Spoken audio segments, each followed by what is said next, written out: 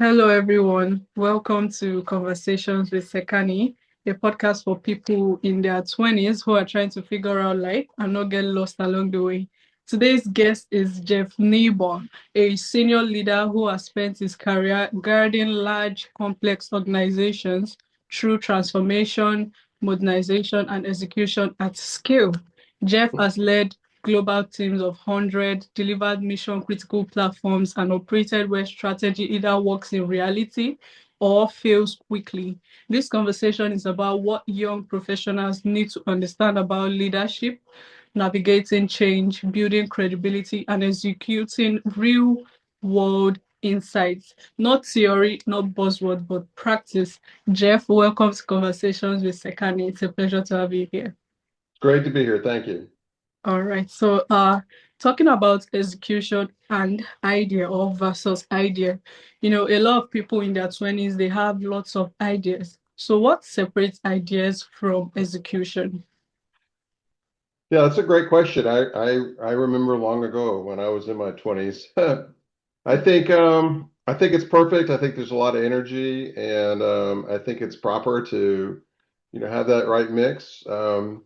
I've managed a lot of people. I've worked with a lot of people. I think the people that get things accomplished, are more effective is they translate their ideas and that energy into almost like a snowball effect of accomplishment.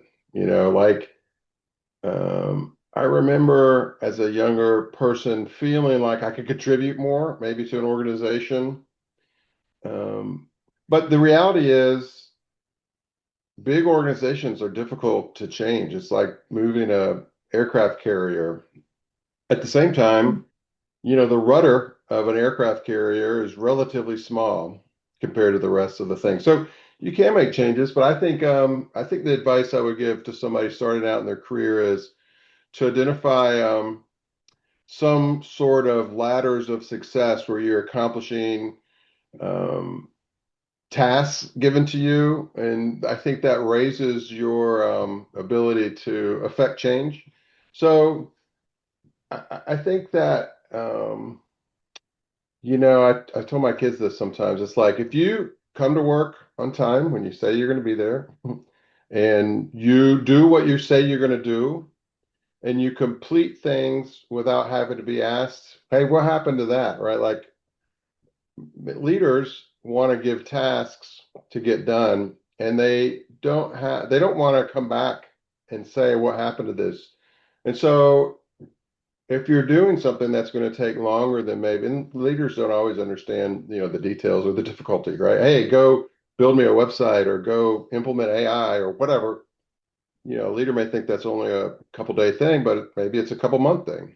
But it's on you to go back to the leader and say, hey, this is taking longer than expected.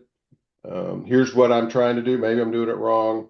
So really kind of ownership of the task to where your boss never has to worry, and you kind of train them. Oh, if I've asked Jeff to do something, that's the last I have to manage it.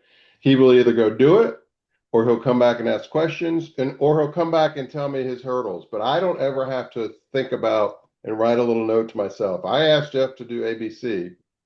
So I think that's the real pinnacle of that is like accountability. Do what you say you're going to do. If it's taking longer than expected, you go back. So that's my 2 cents. Okay, wow. All right. So basically doing what you're supposed to do. Right. So what does operating rigor actually mean in simple terms, basically? It's just like an exercise, maybe. There's a certain, it's New Year. I want to get in shape. I go get a coach or I join a gym. Like none of that really matters, right? You have to go there and do the work, and then you don't see any results. So you go there the next day and you do the work, and you don't see any results, and you go there the next day and you do. And so you build in yourself a bit of a discipline about doing the work, regardless of whether you're seeing results. And I think that applies a bit to the business world. Like, I started life doing customer support. So there were hundreds of tickets. There were maybe 2 dozen customer support reps. And it was really, well, go open a ticket, work with the customer, solve the ticket, and then there's another ticket. It's like an endless life. It's a bizarre world to be in customer service because you feel like you maybe never are accomplishing anything because Mm, you close one ticket and three more come open, and at the same time you're building a consistency, like you use the word rigor. I like that. You're building a mm, consistency around performance.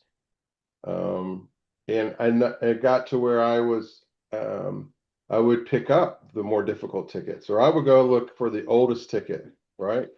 And like, oh my mm, gosh, this ticket's a year old, mm. right? And you could see in the notes a dozen people try to work on this and they couldn't solve it. So you know what? I'm going to go work on that one. I'm going to fix it. And so those are the kinds of things I would do to instill that discipline a bit. Okay. All right. Wow. So, I want us to move to, navigating change and uncertainty because you've led organizations through major transformations, actually. Mhm. So, what does change feel like from the inside? Yeah. Change initially is difficult. It's just the unknown, the fear of the unknown. I managed this big, huge implementation at Verizon actually, and we were moving from the mainframe to kind of a cloud-based Java, Linux world, and it dramatically affected the folks that were supporting this application on the mainframe, and their jobs were, at risk. And so we talked to that team. We're like, look, this is Java, it's Linux, it's different and new, but you have some historic knowledge here. You want to participate on the new team. And so I bet I talked to maybe 50 people in groups, different group settings that were managing this application in the mainframe environment. And only like 10 raised their hand and said, yes, I don't want to be left behind. I want to be in the new thing. And Verizon used to have they had these core principles like integrity, customer first, da da da. But one of them was, and they would cycle it every couple of years. They would, oh, well, this is the thing that we're going to focus on. And at the time, their tagline was "Change energizes us," right? Which Mm, is great, whatever. It's a great tagline. And so one of these people that came along into the new group, it was so dramatic for her. She had been working in mainframe her whole life, and now here we're trying to train her on the new stuff, but then B, we're really trying to get her to think about what what's your unique knowledge into not the COBOL code, but the business logic behind the code, because that's really valuable to the new team.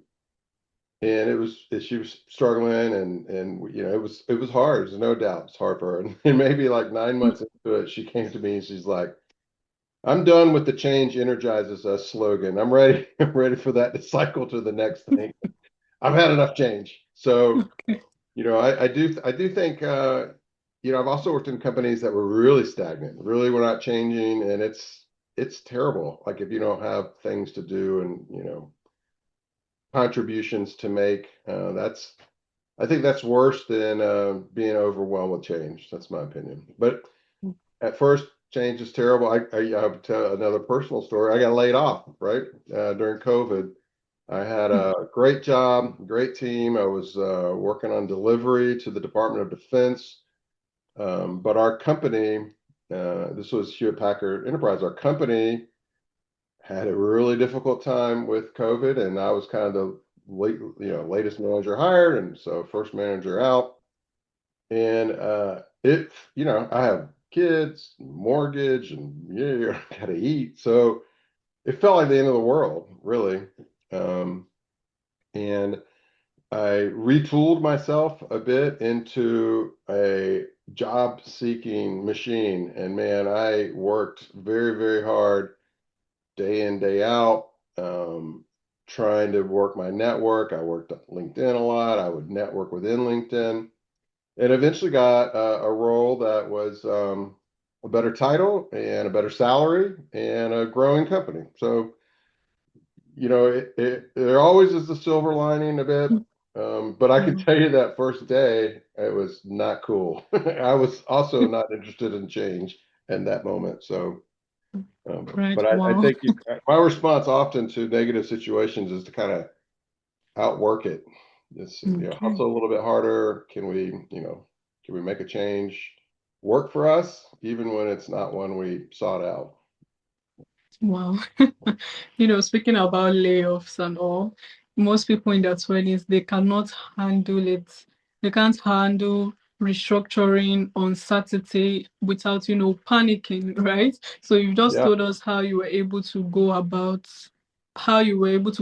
life while Mm, you were laid off. So I was yeah. actually going to ask you, what advice would you have for the younger ones who probably faces these challenges of restructuring or being laid off, right? How do Mhm. you advise us without panicking? Because we Yeah. panic a lot. Well, I decided, give yourself a day to panic, right? Like when I got laid off first thing in the morning on a Monday after a holiday. Oh, it's terrible. And I went for a walk. I texted my parents, my girlfriend, my kids. So, let everybody know. And then I went to the gym and I didn't look for a job that day. I just gave myself a day to kind of digest it and process it. But the next day, man, I'm hitting it hard. So Mm. I think work, working at something is an anecdote. It's usually the best way forward is often action. It's like a shark. If a shark quits swimming and dies, kind of thing. I don't know how true that is. I'm not really a biology person, but I hear that. But I think similarly, if you sit in your panic too long, then it's hard to take the first step and the next step and the next step. And I calculated, I applied for over 1,000 jobs before I got my job. So uh, that's a lot. That's a lot of work. 8,000. uh, Wow, yeah, 8,000 jobs. That's a lot. it's a lot. Wow. I'll take another slight difference answer to this. I'm a faith-based kind of person, and I was in a job that was incredibly stressful. My boss was no good. The work was terrible. I was working crazy hours through the night. It's all IT related, so systems were not stable, and so I had this group that I met with every week. They were a couples group, and my prayer request every week was, "God, my job's got to be better. It's terrible, right? It's terrible. I can't do it." And so that was every week, every week, every week. And then one of those couples moved away to another city. And over time, my boss quit, his boss got moved over. All of a sudden, these new bosses came in who had a immediate positive reaction to me and what we were trying to do, and they helped me implement change and stabilize systems, and things got way better. In fact, that was maybe a golden era of my career, like taking these teams and systems that were just awful and then getting them into order, and it was just great. And then that couple I told you about, they moved back to town maybe 2 years later, and we get to prayer time, and the lady goes, "Jeff, I've still been praying for you every day for your job. How is it?" And I'm like, "Oh, I should have told you it's much better." So, uh, there's power of prayer. I think that's great. Um, Mm. I think it's also a little bit it's easy to imagine it will never be better when it's bad. Um, and several times in my career, like the layoff as well, right? Several times in my career, it's been bad, and then it's been okay. And I think it's helpful when things are great. That won't last forever. When Mm. things are terrible, that won't last forever. Uh, so, you're constantly measuring your success or happiness or countenance or whatever word you want to use by your circumstances. I think that's a recipe mm, towards depression, towards uneasiness. And so I think there's a way to think back like, oh, okay, it's just not the end of the world if it goes terrible. And I'm not the organizational management guru when things are going great. There's an element of the world around you is impacting, like the layoff was primarily due to COVID, right? Like I didn't have anything to do with that. So I think that's my advice is to try to steady yourself and to recognize that when things are great, not going to be great forever. Things are terrible, won't be terrible forever. Mhm. All right, so it's always important to prepare ahead, right? In Yeah. case, there's any sudden change, you know what to do. Okay. All right, so from, should I say, an expert to a young adult, right? For Mm-hmm. someone who is building their career Mm-hmm. early. So what should they focus on first? What should they focus on mastering first as someone Mm-hmm. who is early in their career? Yeah, that's a good question. I think, we talked a little bit about just being accountable, Yeah. and some of that we didn't really hit. Some of that is making really good commitments. And by really good, I mean they're really specific. They're time to a date and an outcome. I learned this pretty early on in my career. There was this guy's like a slightly negative. There was this guy who's a consultant, and so kind of consultant speak, and somebody would assign him something at a meeting, and that we would all imagine that it's a larger assignment, and then he would be really clear in that his assignment is this box. I'm going to go deliver these requirements to the development team, right?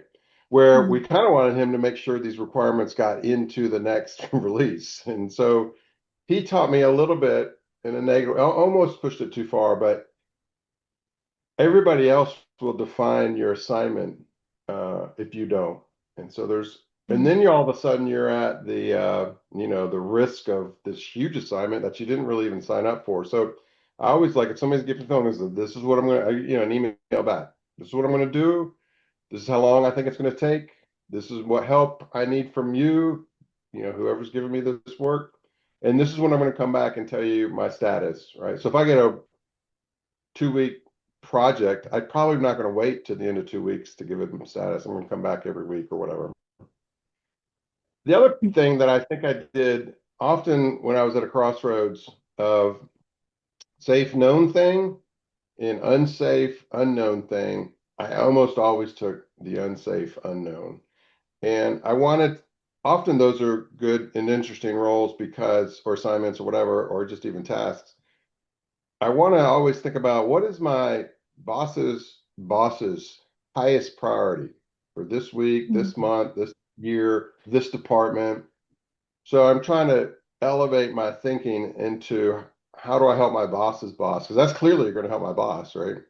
He or she's trying to help her boss's boss. So we're all trying to lift our eyes up a little bit.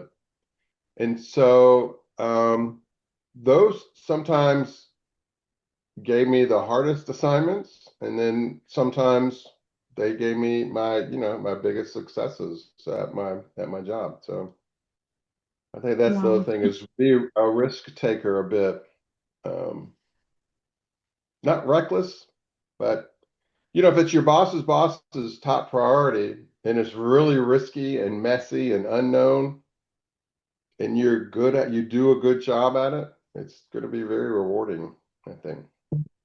Okay. Wow. Thank you so much for that, actually. So yeah, we're almost coming to the end of this segment, and I'm just moved to ask you, right, if you could speak to your 25-year-old self, what would you tell Hmm. yourself about patience, basically? That's a good one. I will counter just a little bit of what I last said. I was in a role, it's pretty safe, a team that was working really well. I improved it, and there was a counterpart team, and there was a huge chaos shakeup at the company. And this Mm. counterpart team lost its leader, lost much of its staff, and they were just a mess. And so my boss asked me to move over and take over this other team, kind of because like, oh, I had done a good job with this team. Now, Jeff, can you do a good job with this other team? And I think I was so into feeling like my ego was stroked a little bit, like, oh, good job, Jeff. I'm like, yeah, I can do anything. That I jumped over there without realizing he maybe didn't share above him how terrible this situation was. So I got in, and it was probably worse than I had thought, maybe worse than he had thought. Uh, and then all of a sudden, the negativity of how terrible that group was started to get attributed to me, right? And I'm like, hey, I didn't have anything to do with this. This thing was, broken when I walked in the door. And so I think I probably, this is maybe where the bosses thing comes in. Like, I've had great bosses and terrible bosses. I'm sure some people would say I've been a terrible boss and a great boss. There's something about getting up a layer. Um, so as I think back to, I was maybe 25, 30 at the time. Could I have taken a moment to get a broader view? And by that, I mean really away from my boss, but his peers and his boss. Uh, do they really realize how terrible this is? Because if they don't, then I'm not sure I want to step in that, right? But if they do, well, then yeah, I want to go be the hero and fix that group, whatever. This is the one that I got in, with the prayer group. I got into this group, and it took me maybe 3 years to get out of it. As far as like, I got my boss moved, new boss comes in, team is getting better every month, every quarter, every year, and eventually, I think we were we were back to being the premier team for the department. And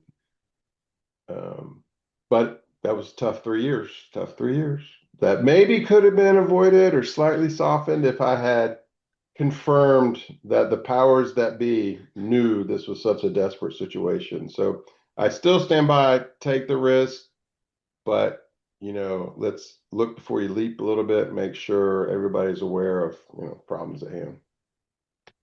Okay. All right. Yeah. So thank you so much for that. This has been inspiring, actually. Hmm, And yeah, great. the my final segment, I call it the rapid fire segment, right? I'll Hmm. ask some questions and you then pick the one you prefer, right? So would you prefer talent or discipline? I think discipline. I think talent Mm. is a little talent can be bred a bit. Discipline's harder to train. Okay, so vision or execution? Execution every time. All right, so stability or growth? Growth. These are easy.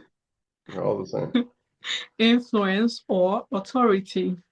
That's a better question. I'm high on influence more so than authority. Mm, Even when I'm running a team, I rarely say, well, this is how we're going to do it. I mm, much prefer the debate, well, what are our options? What's the cost benefit of each option? What do we collectively think? Here's an interesting, I know this is a quick fire, so I'll try to make it. There's an interesting thing I saw way back, like in the 80s and 90s. The Japanese method of management was touted as being much better. I don't know if that's mm, true or not, but one of the things that this article talked about was in America, managers make rules. Sometimes it's a bit of a majority vote, but in Japan, it had to be unanimous, like the mm, team, whoever's made it. And so the outcome of that was the American model was much quicker, and decisions are quicker, and things happen quicker. But the Japanese model was purported to be more sticky because once we all agree, then we all agree, and we go in there. And I don't know. I think I would counteract that a little bit, like even in the management model. If the decision is made, once the decision is made, then you have to get behind it, unless it's unethical or illegal. Once the decision is made, it's like it should be internalized. But that's hard to do, right? If you're against it, mm, and the boss says, "Oh, we're going to this way," and you're like, "Oh, that's dumb."